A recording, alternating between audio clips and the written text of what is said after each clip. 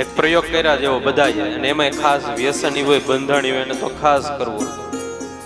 આમ ચારેય આંગળીઓ જો આપણી મોઢામાં વહી જાય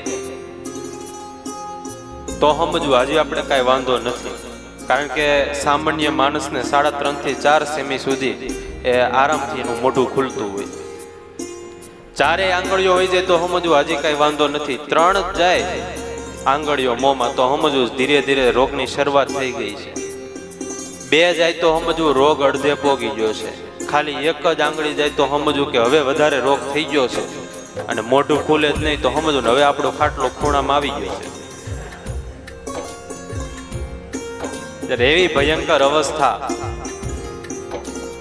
કેન્સર થાય છતાં વ્યસન મુકાતું નથી.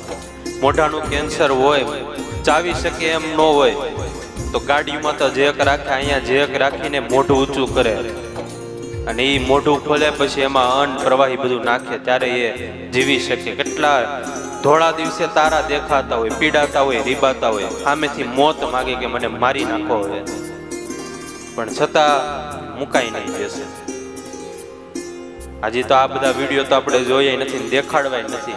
બાકી મોઢામાં કીડા પડી ગયા હોય ને બધું મોઢામાંથી પડતું ને એવું તમે જોઈ જાવ તો 3-4 દિવસ સુધી તો જમવાનું ભાવે નહીં તમને.